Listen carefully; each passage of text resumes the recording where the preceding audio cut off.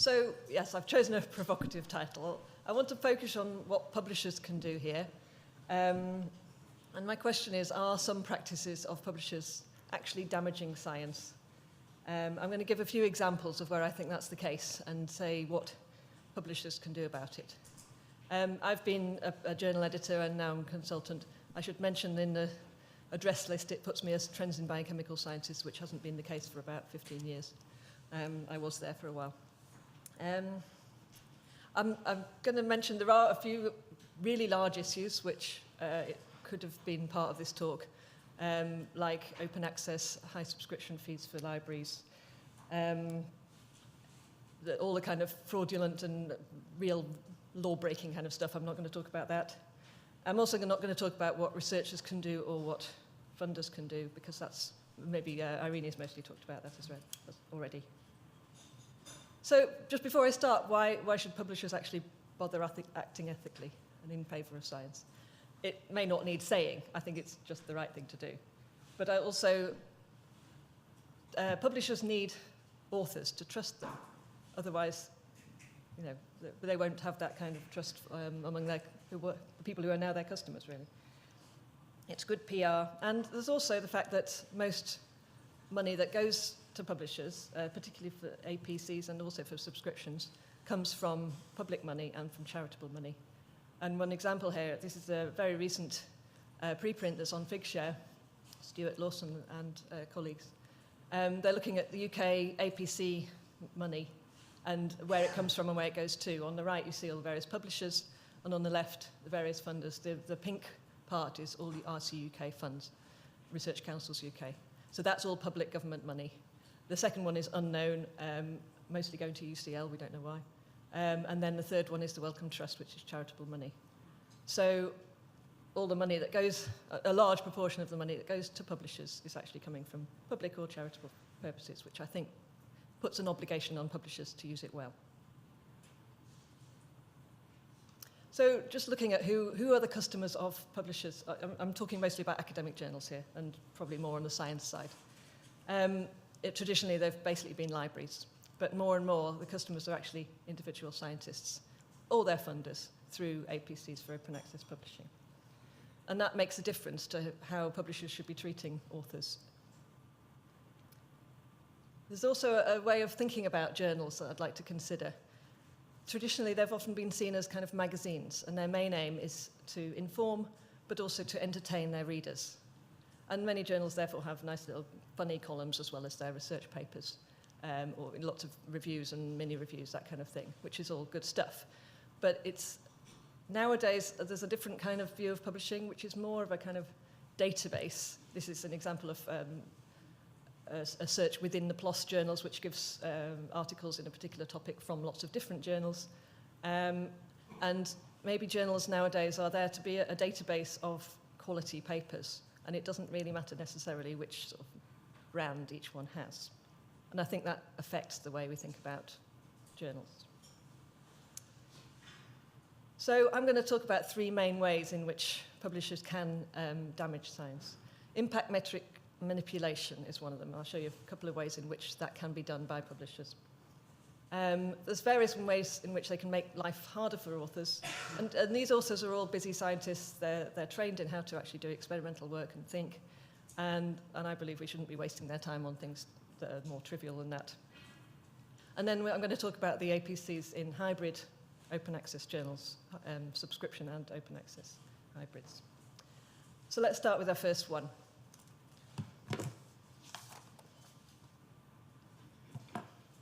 So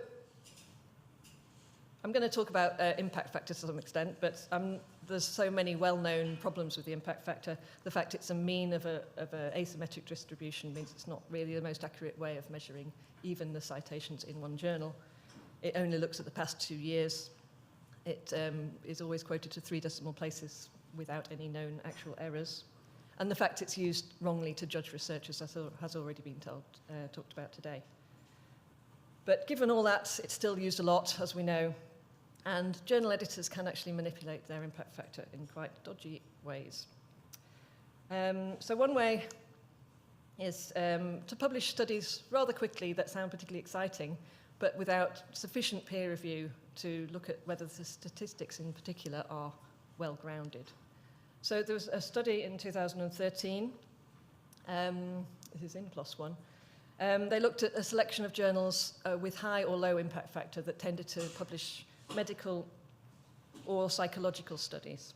And they looked at various different indicators of poor statistical practice. And this one, this graph is one of the aspects they looked at, null hypothesis significance testing, which is mainly just looking at p-values without using some of the more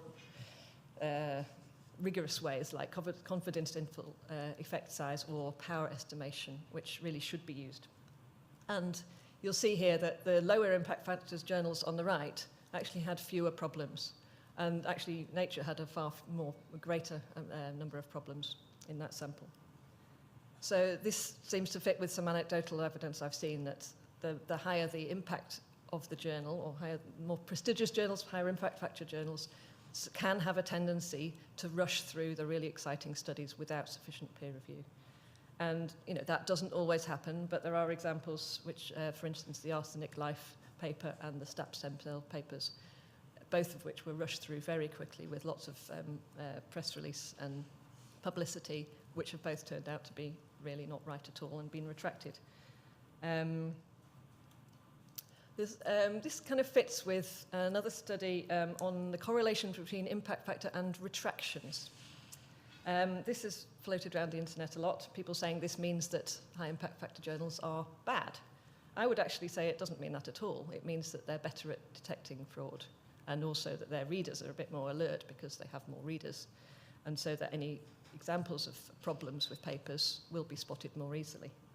But actually, there is a less charitable view, which I think many researchers are holding, which is that these are sloppier journals, the higher their impact factor. And I think publishers have a duty to actually show that that's not the case, if it's not, or make sure it's not the case. So another way in which impact factors can be manipulated is by publication dates. Here's a paper I was looking at recently. It happened to be paywalled. But if you look at the top, you can see its publication date is officially 1st of February 2016. Well, we're not actually in 2016 yet, so that's clearly not the case. And lower down, it says that it was available on 1st of October, which was when I was looking at it, roughly. And this happened an awful lot, as you know. So the official date of publication in many journals is actually the issue date rather than the date it actually went online, which really, for me, doesn't make sense. Publication is when something's made public, and official publication actually doesn't mean a lot. So there has been a study in 2012 on what effect this has on the impact factor of journals, or any citation metric that uses that official publication date. And they looked at the lag. They basically realized that when an article is online but not officially published, it's still gaining citations. So the citations go in the numerator of the impact factor, but they don't go in a denominator, so that raises the whole number. And so they did a lag-corrected impact factor and compared it with the actual one. And they found that there was quite a correlation between the time lag between actual online publication and official publication, and that difference in impact factor between the corrected and the actual impact factor. So that shows that journals that delay official publication for a long time after online publication can actually gain a lot in terms of their impact metrics, which really doesn't seem right. I feel like Thomson Reuters and other impact factor or impact metric providers actually should change their policies, I think, to actually use the date that when the article goes online as the real one. But also publishers should not use this practice, I think. So one solution to this is not to just use one metric for measuring the impact of a journal. I mean, there are various different impact metrics, the eigenfactor, the SNP and the SJR, which is good to compare lots of different ones. But an even better way would actually be for journals to publish the full distribution of citations of their papers. This, I don't think, is being done much by individual journals. This is analysis by a researcher, Stephen Royal of Warwick University, And he actually looked at the distribution of citations in Nature over 2 years and compared that with its impact factor. And as you see, the impact factor in these 2 years, it went up a lot by, about 10%. Whereas actually the distribution itself has hardly changed at all. And so if they trumpet that impact factor increase as meaning something, it probably doesn't actually mean anything at all. Where is this available, this graph? It's on the blog of Stephen Royal. It's called Quantixt. Maybe you could just add that in. Yes, I'll make all these links available afterwards. So Stephen Curry has written a very good blog post about this, called Sick of the Impact Factor. And he says, if you publish it in a journal that trumpets its impact factor in adverts and emails, you are statistically illiterate. And this also applies to the actual journals who are doing that trumpeting. Yes, and if you trumpet that impact factor to 3 decimal places, there is little hope for you. So many journals that you publish will be trumpeting their impact factor to 3 decimal places. And you are now starting to be seen as statistically illiterate by some people, so watch out. So the second, one journal is doing this. EMBO journal is publishing its citation distribution with the mean and the median, and that's very useful. And PeerJ, I think, also produces some numbers. So the second aspect I want to look at is various ways in which journals can make it hard for authors. Authors are now your customers, in open access particularly. You need to review rigorously and make sure they're not committing any misconduct, obviously, but apart from that, I think they should be treated with respect and their time shouldn't be wasted. So one thing can be done. You reject the paper having asked them to do an awful lot of work, particularly reformatting references. Authors hate this. They're not trained in it. I mean, I've been a copy editor a long time. I don't mind reformatting references if I'm being paid by the hour to do so. But why should someone whose actual main skill is experimental science have to do that? It's a complete waste of time. And asking authors to do this, to get the references in the right format before they even submit, and then to reject their paper saying it's not interesting enough for our journal, and then they have to reformat for a different journal before they go through it all again. That is completely pointless, and I think journals shouldn't do that. The Elsevier deserves credit for this. They've got a project called Your Paper, Your Way, where you have to include all the right elements in your paper, but until it's accepted, you can do it in any format, and the references can be in any way. And a few other journals are doing the same, some of the newer ones like eLife and PeerJ, and I would strongly hope that more journals start doing that. But the formatting is best done by those people with the tools to do it properly and who are being paid to do it. Secondly, there's instructions for authors. I see so many complaints about instructions for authors. Here's an example of 2 different high-impact medical journals, New England Journal of Medicine and Lancet, and I just had a quick look at the order in which their instructions for authors include certain items. So authorship, for instance, is right at the beginning for New England Journal, and it's sort of a bit lower down under a subheading in the Lancet. And many of them are in different places, they're given different subheadings, it's really hard to work out which is which. As Irene said, things like ethical things should be there at the very top and highlighted and maybe in a separate section, and things like how to format to house style should be a separate place and actually maybe missed out altogether. And some journals include things like how to write in a good scientific style. Very useful, but it shouldn't be a central part of the instructions for authors that authors have to wade through. And some of them, you also should make sure the instructions for authors are up to date. It wasn't very many years ago, maybe 2 or 3, when I saw a reference to zip disks as one kind of format in which submission could be made, because nobody had looked at those instructions and realised that they don't even exist anymore. So, the third way is by forcing papers to be really short. Nature and Science are particularly bad at this, and I think they get away with it because people really want to publish in them. This is a really important paper about Ebola. It was at least open access, so I've got access to it. But you can see there are some tiny graphs all squashed into a very small space into 5 pages. Most of the first page is taken up with the author list, unfortunately. And then the supplementary material has another load of figures and data sets as well. I mean, it's reasonable for data sets to be supplementary material, although repository would be a better place. But why, in this day of online publication, should important research have to be squashed into this tiny space, and authors have to take lots of time out of their busy lives and research to shorten their papers. Many journals now, the online-only ones, the PLOS journals, the PeerJ, and many others, are allowing papers to be as long as they need to be. There was a very high-profile paleontology paper a few months ago, resurrecting the name Brontosaurus, which was highly covered in the newspapers. It was actually 298 pages in the PDF, and with lots of high-resolution images of these new fossils. And the authors were ecstatic that they were allowed to do that. And nobody else seemed to suffer either. I think that's the way to go. So thirdly, I'm going to look at APCs, and particularly those in hybrid journals. So there's been a few studies comparing the APCs that fully open access journals charge compared to those that subscription journals charge, which have now got this extra open access option. And you can see that the high ones towards the $3,000 mark or above that are all hybrid journals, and the fully open access journals are generally $1,000 to $2,000. And the question is that actually justified? Sometimes people say, well, these are better journals, so maybe they should be able to charge more.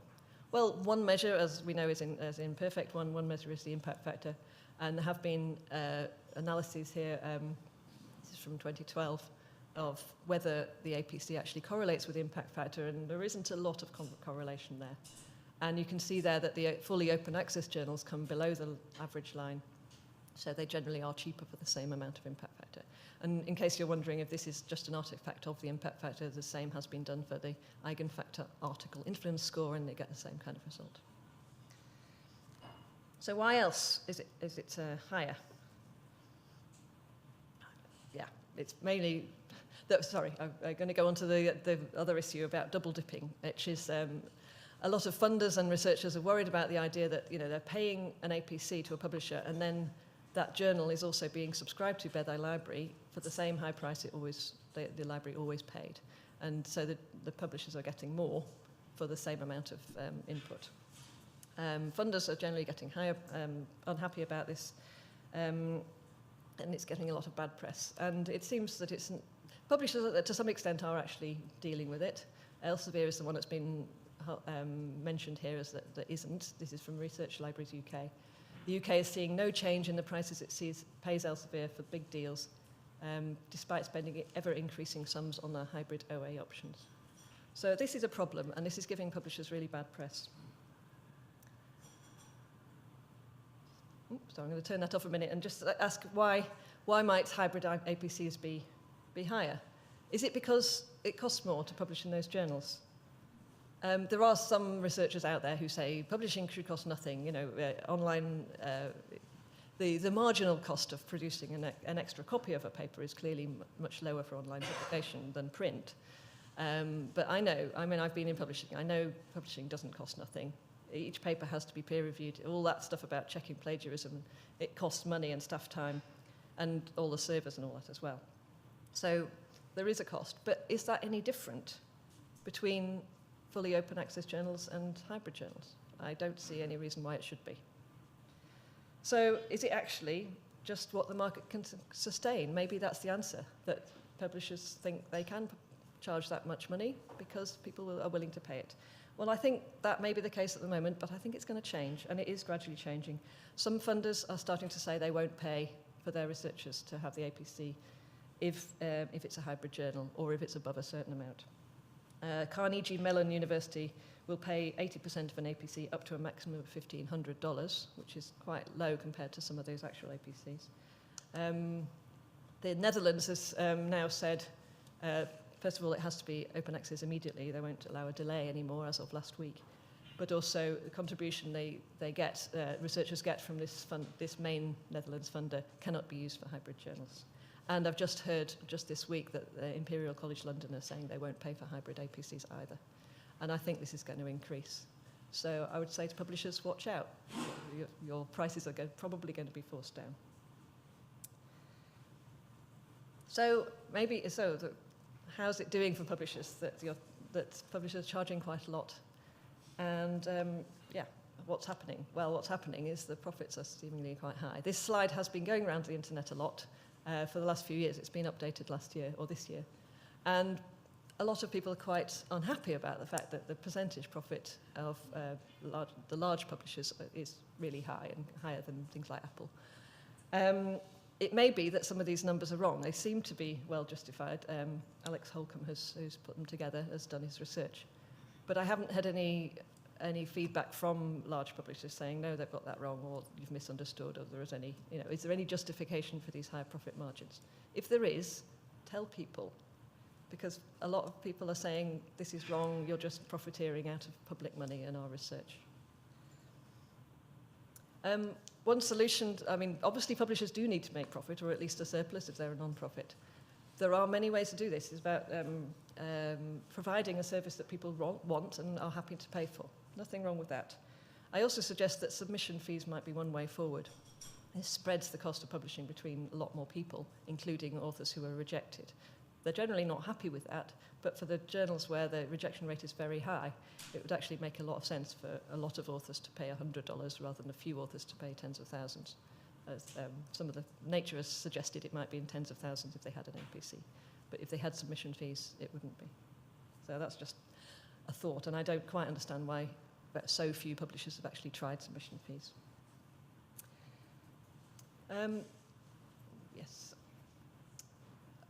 Just one thing that is being done is that authors have more choice now between journals, and because they're paying themselves to some extent, they tend to think about it a bit more. And there are tools out there, sorry, before I move on to that slide really, there are tools out there for authors to choose journals and review them as well. One called SciRev, where you can actually add a review of a journal to say what your experience was like at it.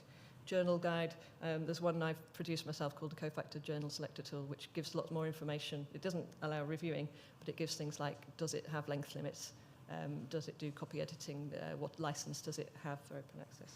So I think these kinds of tools will actually increase the effectiveness of the market as authors can work out their choice rationally. So to summarise, I've got, these are the main things that I've already talked to I think publishers should do. Stop gaming metrics. Make the publication date equal to the date it actually went online.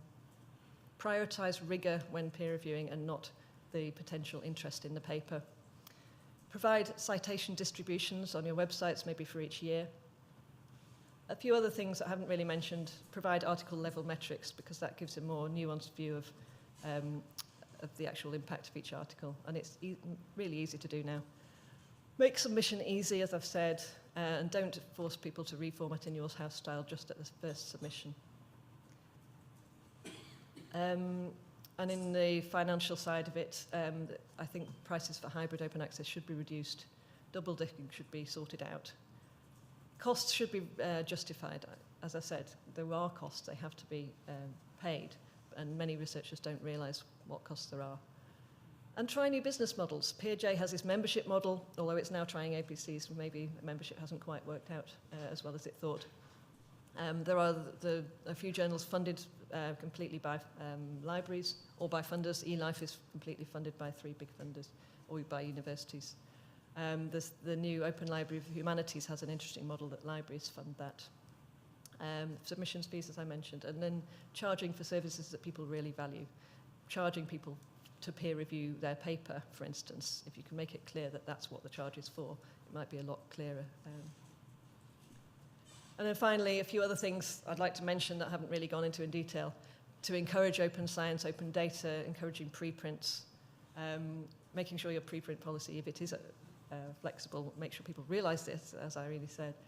Encourage post-publication peer review and especially put resources into looking into any accusations of fraud. A lot of journal editors I know are overstressed. They're too busy doing the day-to-day publishing work, and suddenly you get an accusation of fraud and they don't know what to do with it because they haven't got the staff time for that. Also speeding up processes, which may contradict what I've just said about having more resources into the other aspects, but authors really need to publish quickly, and that's one of the things they value most. So if you can be faster, they're probably more likely to want to pay. Be transparent about everything, like your costs, and things like citation distributions. And as I said at the very beginning, remember where your money comes from. So I've got a little vision, this is just the Malvern Hills, to make me happy, really. Just imagine a future of publishing where it's there to support science and academia more generally. It provides services that scientists really want and that are willing to pay for and funders are willing to pay for. Things are published as early as they can be in the process. Preprints are fine. There's lots of post-publication peer review provided by journals and other services, and problems that we've mentioned earlier today can be swiftly and properly dealt with. Submission is easy and a pleasure. Print can maybe be a bonus that could be charged extra for, but it's not central to the whole process anymore. And credit to reviewers is one thing which I think can also help this kind of thing. So, and in this way, I think publishing can really support the communication of science and not cause any problems for it. Thank you.